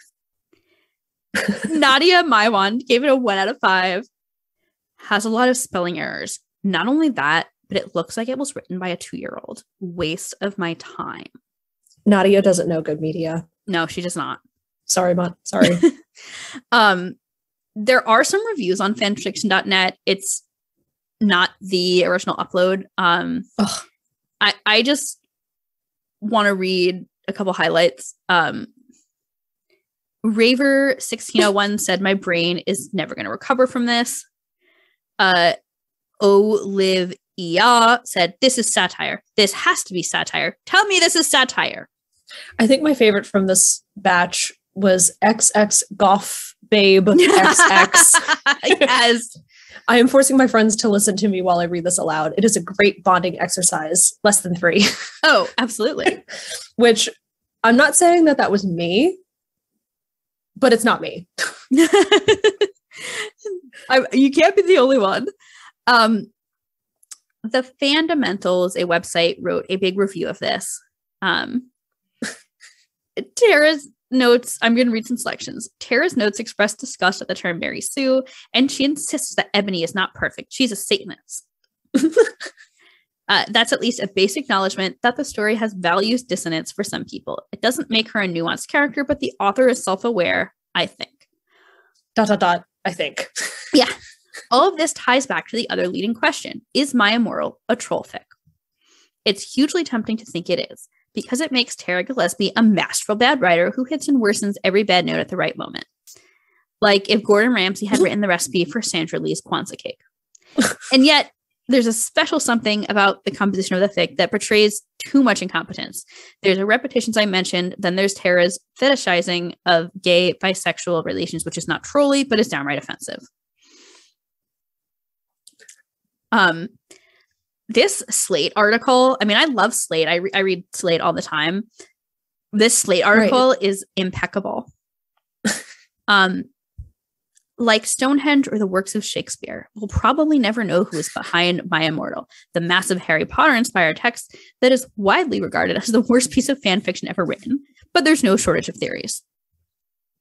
It's really brilliant in its way, said Annie Jamison, an associate professor of English who's teaching a course about fan fiction at Princeton University this semester. I love that that's a thing. Right? It's all the things that people in the fanfic community most hate. She believes My Immortal is a satire. There was a BuzzFeed article saying, make no mistake, My Immortal is not a well-written piece of fan fiction, but there is something desperately compelling about it. From the author's notes thanking Gillespie's best friend Raven for her help with spelling. What was Raven her like? Friend's real name? I don't think so. I really don't think so. Yeah. I mean, I take it as a given that Raven was not the real name. To the dramatic moment when a disparager of the work appears to hack Gillespie's account and start publishing her own parody chapters. The general sense of unreality occurs and reoccurs in the legend of My Immortal. The hacking incident, which some people believe was Gillespie herself, makes it hard to even be sure which parts are written by Gillespie and which aren't. And to this day, no one has admitted to being the work's author despite its notoriety. By the way, for context, this article is from 2015, and we have something a little more recent to talk about. The Guardian had an article about why the famously awful Harry Potter fan fiction isn't bad at all. And in this article, I think this was 2017, a YA author, Rose Christo, identified herself as Tara Gillespie.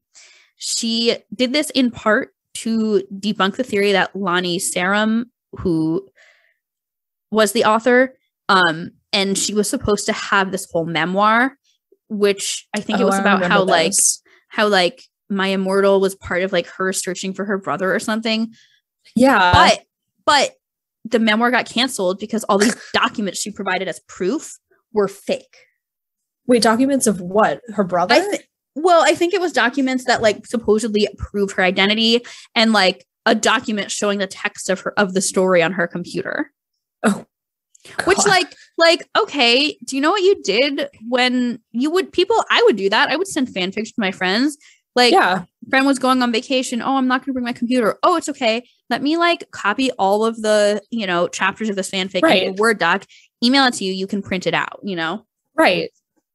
That's just what we did. Yeah. Pop Dust said My Immortal may be one of the greatest works of postmodern art. Talking about how irony has always been a massive pillar of internet culture. Indeed, if My Immortal were a joke, it could also be considered one of the greatest pieces of postmodern art ever made.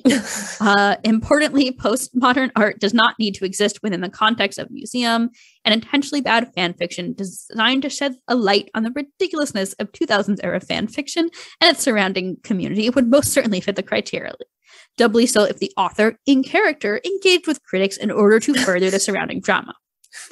Of course, this would only be true if My Immortal was intentionally bad. Amy Lee of Evanescence said that she's totally undecided. Is it sincere? I feel like it started maybe as sincere, but they got in on it and started playing it up for the haters. Otherwise, it really would be the single worst fan fiction ever written. So why doesn't someone just track Tara Gillespie down and ask her? Well, no one, multiple people have come forward as Tara, but none have been, truthful. Yeah.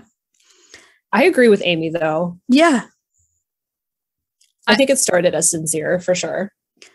Well, yeah, let's address this. I mean, is this serious or is it a parody ultimately?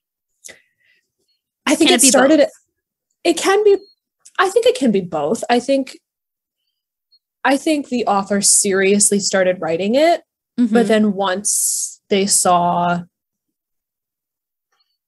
the way people were reacting to it, they really, like Amy just said, like they really just kind of played it up. Yeah.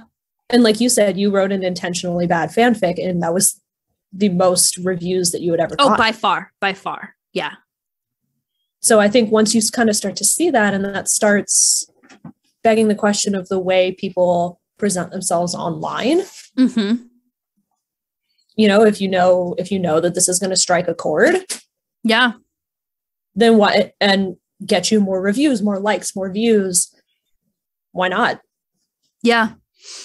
I think that's a good point, that it's quite likely it started as sincere, and then she essentially was feeding the trolls, right? Right. Yeah, we can mock like this like insanely detailed like appearance description in chapter 1, but like clearly that's someone that's like making an effort to like tell us something, some kind of story. Right. It's like, on the one hand, I'm like, okay, this whole thing is so bad and so just over the top that like it has to be a parody. Right. But on the other hand, especially as you think about like the Tara and Raven interactions, and like not just that Raven was like another like, fictional identity, but like Raven had her own account and her own stories, right. I do think Tara and Raven were quite possibly like actually best friends that wrote stories together. I don't think Tara and Raven were their real names. No. I don't know, like I go back and forth, because on the one hand, if it's like entirely a parody from the start, then like it's kind of genius. It is. And it had to be the work of somebody older, because I feel like the if author, you were 14, if you were like 13, it would have been probably weren't quite aware enough to parody. Right. I certainly wasn't. Yeah. And to parody this hard. But if you were like 16, 17, you probably were aware enough to parody. Yeah. I think so. So I don't know. I wonder, like, I mean, it's like a great question, right? Like, who wrote My Immortal, and is it serious or is it a parody? Right. I don't know. Like, things like that was a thing that fan fiction, you would have this chapter that would start with like this like super detailed description of your main character, right? But that would be a thing. So I'm like, what? But also people would kind of say, oh, you shouldn't do that, that's like bad writing or whatever, like get to the plot. But so I feel like it's both possibilities, that she started as serious and then kind of was like, all right, I'm just going to feed the trolls. Right. Because if you were like, what did we say? She was 14. Well, she could have been 13, 14, or like 16, 17, which. Right. And even then, if you're sitting in English class and they're telling you need to describe everything, and, this is how you do exposition, and this is how you write in your creative writing class and stuff like that. I feel like that's why I feel like it was serious to start with. Yeah, I think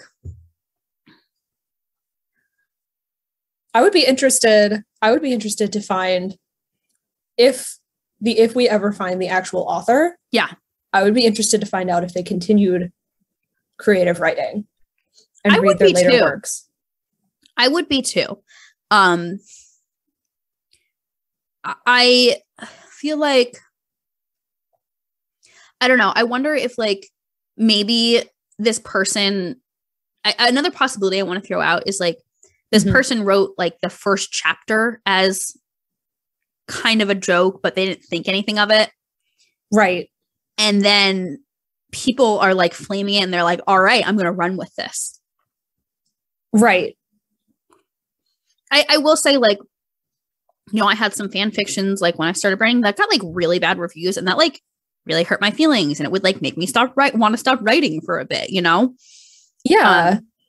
So I do, maybe Tara was more resilient than I was, but I do want to say, like, I think about that and I'm like, I also want to throw out that I consider that when I think of, is this serious or a parody? Because I think if it's a parody, you're going to be just like rolling in the terrible reviews. Right.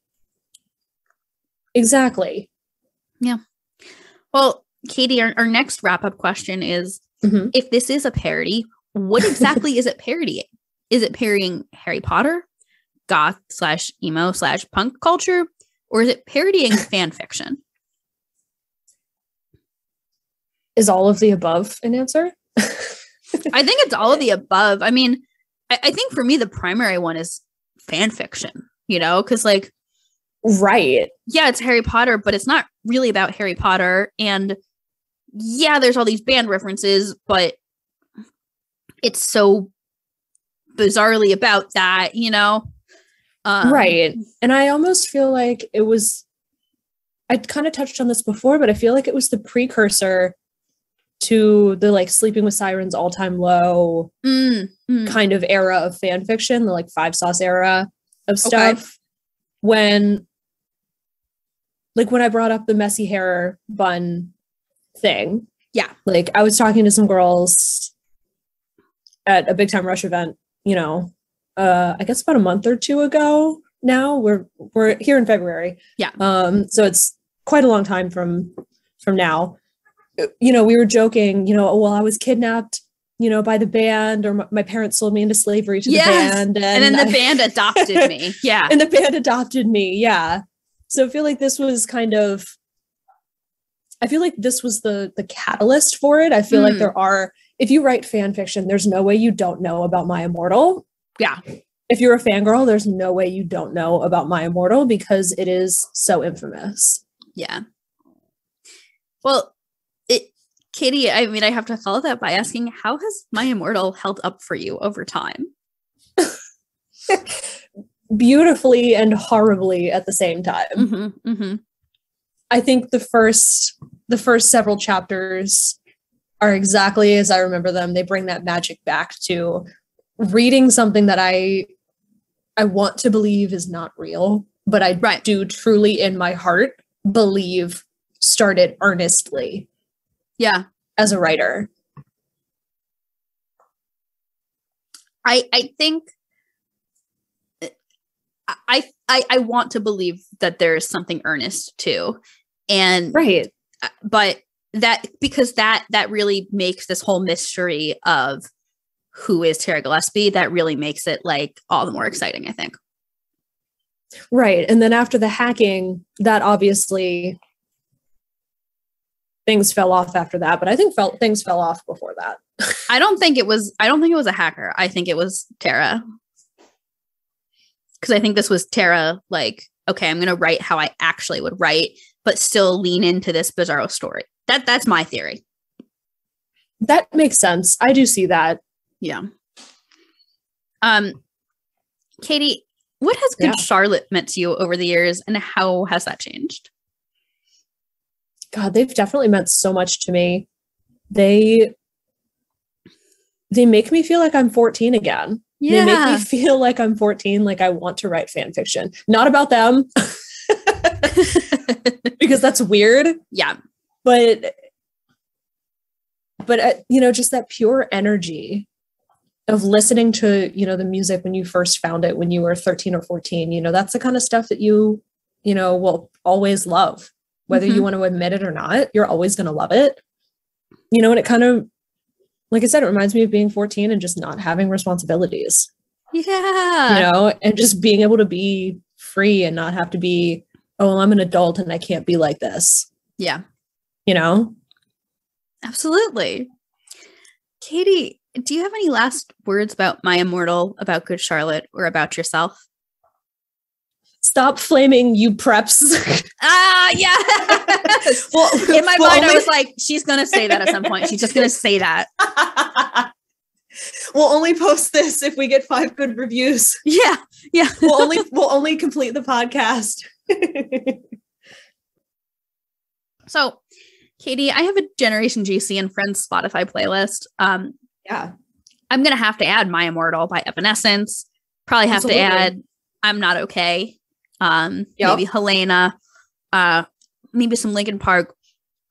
But I would love from you a recommendation of anything you've been listening to lately that's not Good Charlotte. I've been super into Måneskin. Okay. The Italian rock band. Yes. That one. song contest, whatever. It's called song contest, isn't it? Like Eurovision or something? Eurovision. Yeah, Eurovision Song Contest. Okay. I had something in my high school called Song Contest. It was okay. That's a story for another time. But they won that, and they have been crushing it. Oh my God. Yeah. They're like all over TikTok and all over the radio. I mean, they opened for the Rolling Stones. They sold out, a show at Bowery Ballroom here in New York in like 3 seconds. Oh, I'm sure. Yeah. It's bananas, and I love them. Should we go with Beggin', or do you want to add another song of theirs? Beggin' is good, but their Italian language there's just something beautiful. I mean, it's Italian, so of course it's beautiful. Right.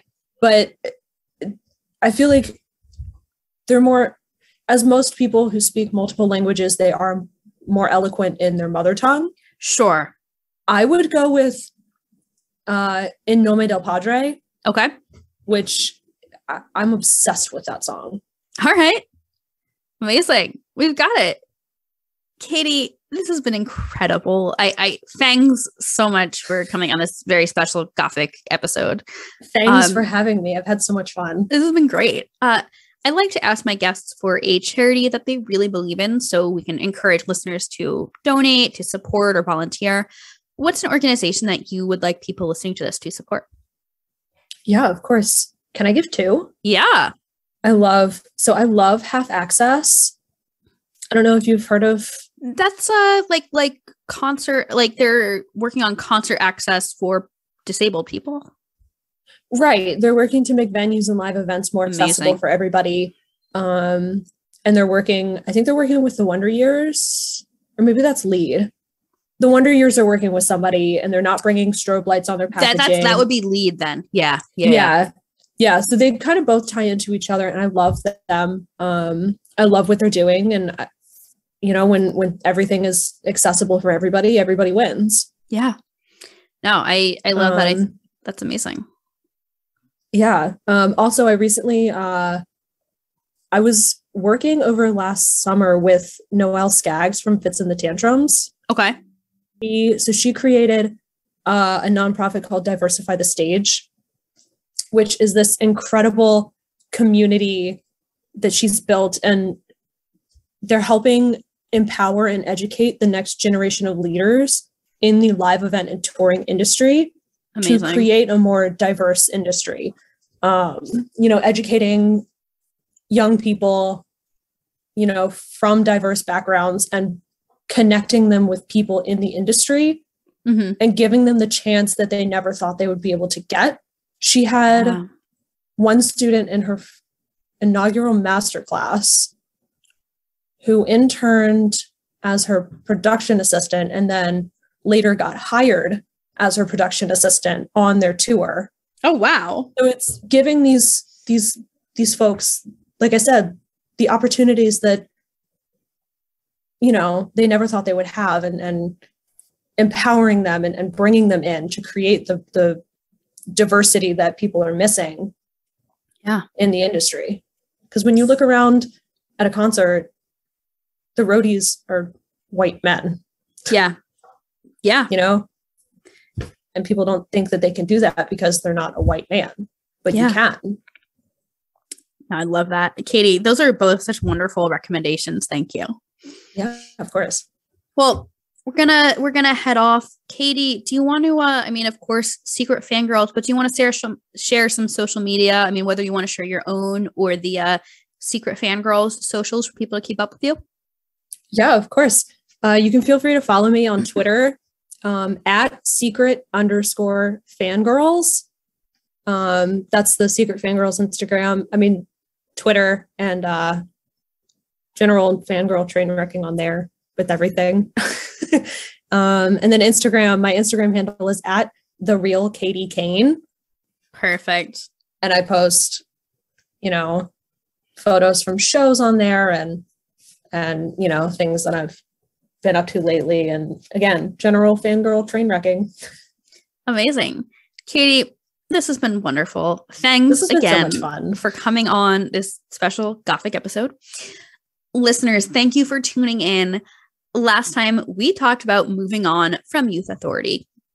We're going to be taking another little break after this so I can get back to recording. But then our next episode, we'll be talking about a song from Good Charlotte. Thank you for tuning in. You can follow Generation GC wherever you listen to podcasts. Please also make sure to rate and leave a review on iTunes as well as on Spotify. I think you can rate now. And please make sure to follow Generation GC at Generation GC Pod, POD, on Facebook, Twitter, and Instagram. My name is Molly Hudelson. I have been your host as well as the producer, creator, and editor of this podcast. You can follow me at M Hudelson, MHUDELSON, on Twitter and Instagram. Thank you for tuning in. Please make sure to follow and just tell your friends because that's how the Generation GC fam gets bigger and better. Thanks for tuning in.